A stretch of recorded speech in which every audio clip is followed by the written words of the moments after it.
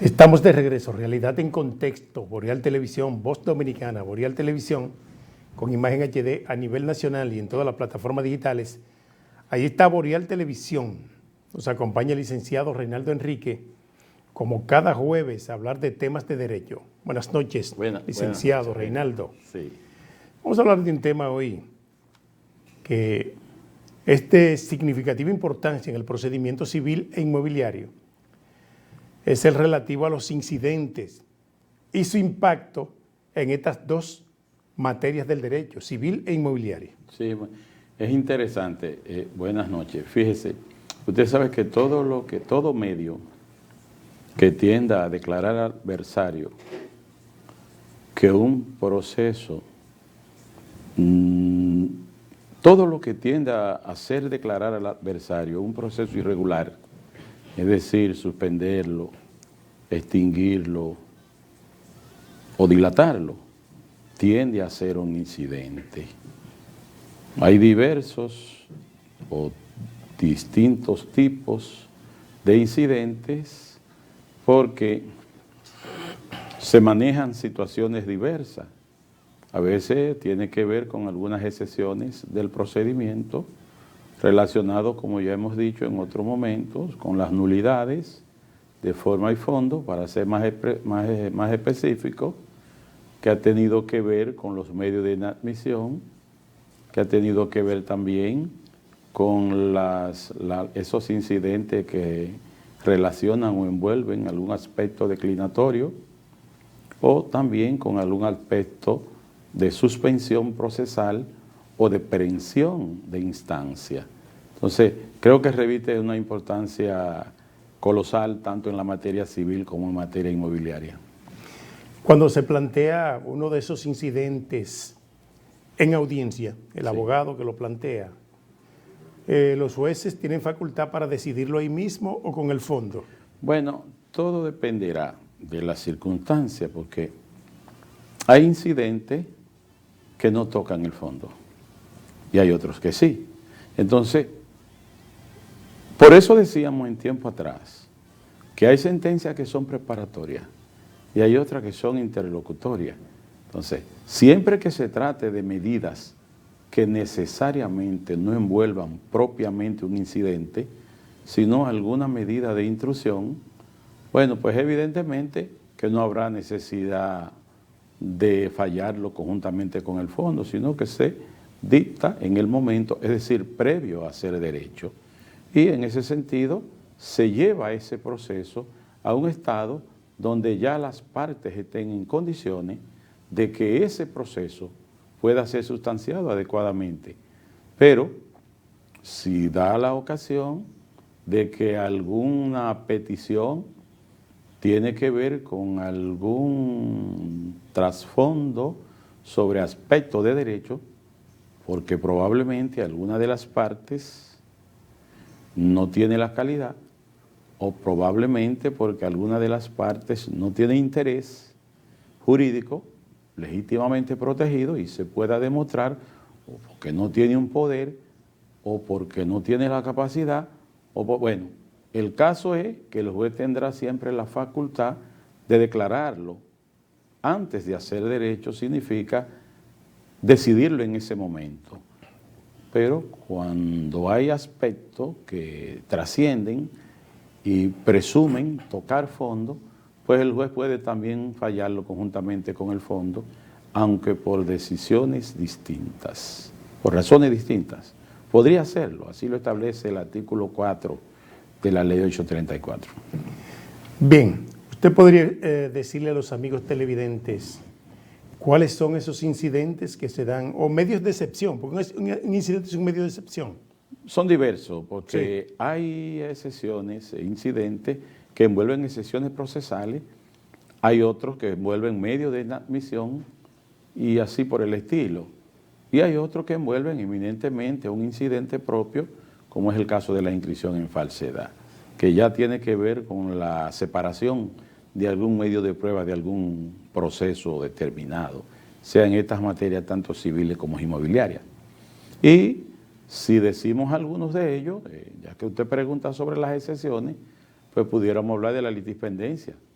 pudiéramos hablar de la conexidad, pudiéramos hablar de la incompetencia, pudiéramos hablar de las nulidades, tanto de forma como de fondo, y así.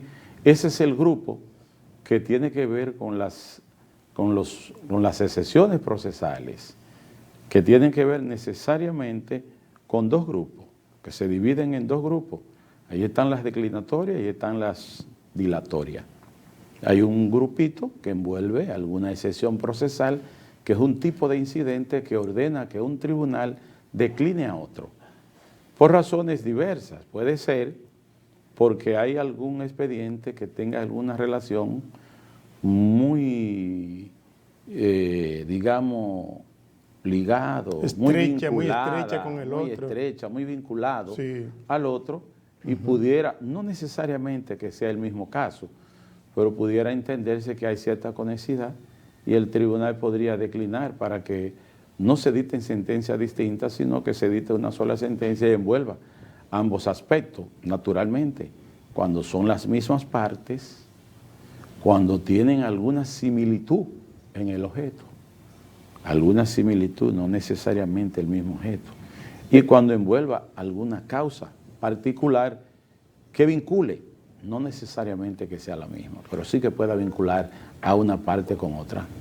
Pero esto no tiene que ver con las demandas que van accesorias a la demanda principal. Por ejemplo, una demanda en distracción de bienes, una demanda en designación de secuestrario judicial, una demanda en rendición de cuentas, que son accesorias, por ejemplo, a una demanda en partición. No, porque fíjese bien, hay una situación, estamos hablando de demandas, Sí, no necesariamente de demandas accesorias, sí. sino de demandas principales. Porque si usted tiene una demanda en partición y como consecuencia de esa demanda en partición usted le solicita al mismo juez que designe un secuestrario judicial, es una petición que envuelve algún aspecto adicional, accesorio. Sí. Y no podríamos decir que tenemos alguna demanda, digamos, incidental, ni tampoco principal, sino más bien alguna solicitud de carácter de instrucción que podría considerarse accesorio o parte de la misma demanda principal, porque es normal que en una demanda en partición y determinación de heredero, cuando se trate de frutos no cosechados, por ejemplo, que haya que darle algunas atenciones, que haya que mojar, que haya que abonar, y se usa mucho en los campos, pues es normal que alguien esté ahí como administrador judicial, y si no lo está, por disposición de un tribunal, pues podría ser, claro está, cumpliendo con los requisitos que se puedan establecer en esa sentencia que puede considerarse time voce, porque pudiera presentarla una de las partes y pudiera ser en el tribunal de fondo y pudiera ser también en el tribunal de referimiento, porque todo depende del grado de urgencia que tenga y la celeridad de la situación que se presente. ¿En el mismo proceso se le puede solicitar al juez en audiencia? Sí, puede serlo, porque es que usted me está hablando Sí. de un secuestrario o de un administrador judicial. Entonces, eso viene como una especie de sentencia que más bien va a ser preparatoria, porque lo que se busca es que esos frutos no cosechados no perezcan y se le pueda sacar algún beneficio y pudiera entonces eso mismo servir en un futuro para que se rinda cuenta sobre esa heredad que está en curso de partición. Efectivamente. ¿Qué motiva la inscripción en falsedad?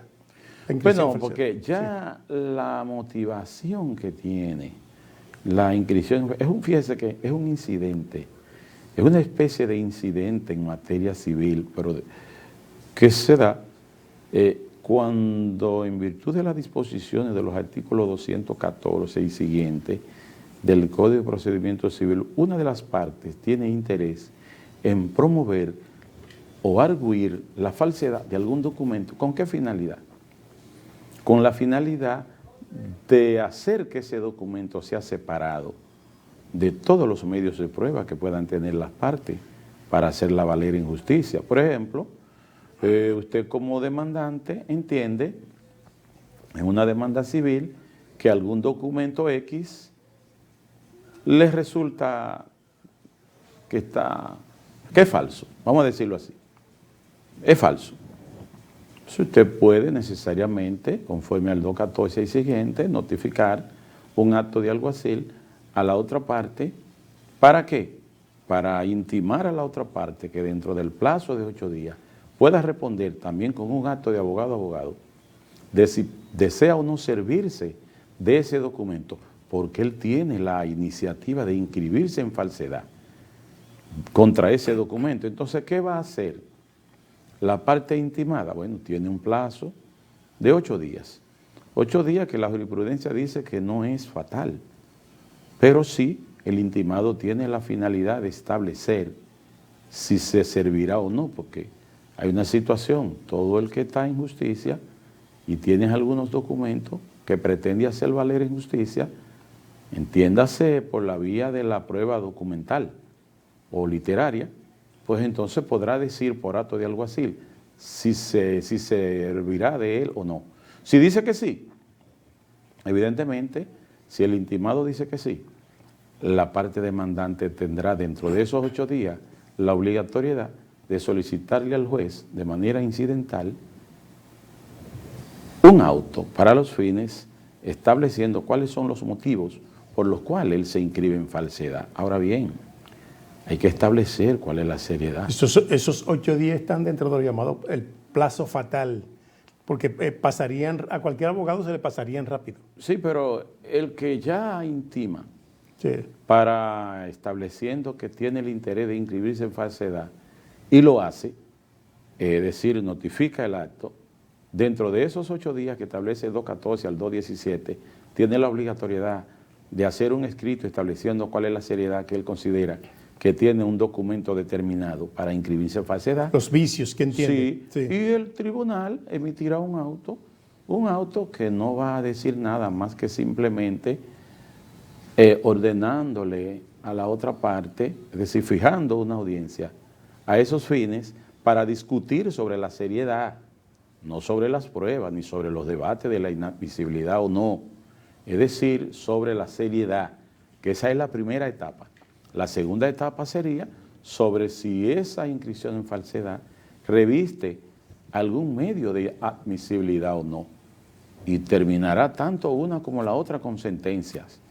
Y la tercera etapa tendrá que ver con la discusión de las pruebas que se obtuvieron de si ese documento que se arguye ser falso, si reviste alguna prueba que pudiéramos decir que sí, que adolece de alguna falsedad. Porque de no ser así, la mayoría de veces muchos abogados lo utilizan como un mecanismo estratégico, porque quizá deben un dinero, no quieren pagar, cuestionan ese documento y de manera técnica, si la otra parte no hace uso de las herramientas que las leyes procesales mandan, pues lo excluyen de un proceso y es como si ese documento ya no tuviera ningún valor, porque hay una situación, si en ese plazo la parte intimada no establece cuál es el interés que tiene, pues pudiéramos entonces considerar que ese documento sería separado como medio probatorio. Vamos a la pausa, regresamos en breve con otros temas de interés, realidad en contexto.